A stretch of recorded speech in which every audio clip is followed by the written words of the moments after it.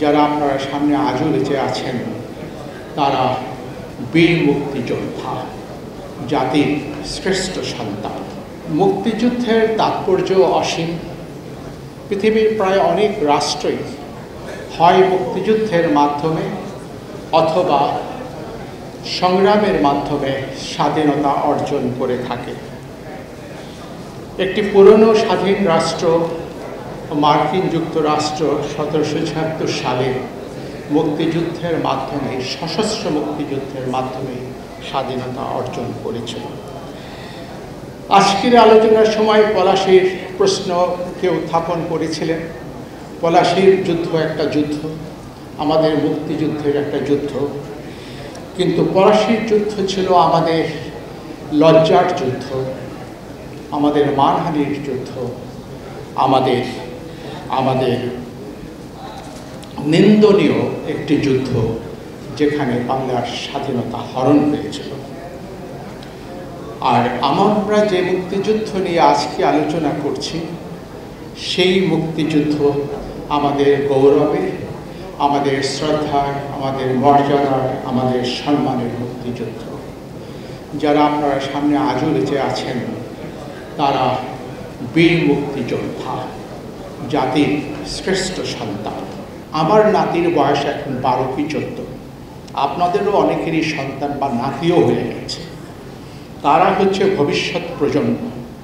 মুক্তিযুদ্ধের যে চেতনা, মুক্তিযুদ্ধের যে মূল্যবোধ, মুক্তিযুদ্ধের যে ঝান্ডা, এটা প্রজন্ম থেকে প্রজন্মতরে সঞ্চালিত করতে হয়। আপনারা মিলে সেটা করব। আমরা থাকবো না, আপনারা থাকবে না, আমাদের ভবিষ্যৎ প্রজন্ম যুগ যুগ ধরে থাকবে। আপনাদের কার্ডের সঙ্গে বীর মুক্তিযোদ্ধা লেখা থাকবে। এটা সত্যি আমাদেরকে খুব আনন্দ দিচ্ছে, আপনাদেরকেও নিশ্চয়ই আনন্দ দেবে। এই কার্ডটিও আপনারা থাকবেন না, কিন্তু আপনার সন্তানদের কাছে, আপনার নাতি নাতনিদের কাছে এটা আর্কাইভ হয়ে থাকবে। এটাকে কখনোই হারাবেন না। এটা কিন্তু বীরত্বের একটি স্মারক, এটা আমাদের মনে রাখতে হবে। আমরা সকলে দেশকে ভালোবাসি। 30 লক্ষ যোদ্ধা শহীদ হয়েছে। জাতির জনক বঙ্গবন্ধু শেখ মুজিবুর রহমান, যিনি স্বাধীনতা ডাক দিয়েছিলেন, তিনি 75-এর 15ই আগস্ট তারিখে নির্মমভাবে হত্যার শিকার হয়েছেন।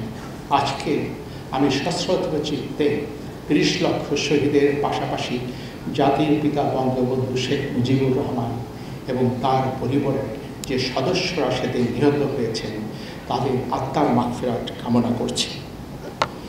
আমাদের 4 জন বীর মুক্তিযোদ্ধা এবং নেতা যারা কারাগারে নিহত হয়েছেন, চক্রান্তের শিকার হয়ে, তাদেরও আত্মার মাগফিরাত কামনা করছি। আমি আপনাদের প্রশংসা আসলে করার ভাষা আমার নেই।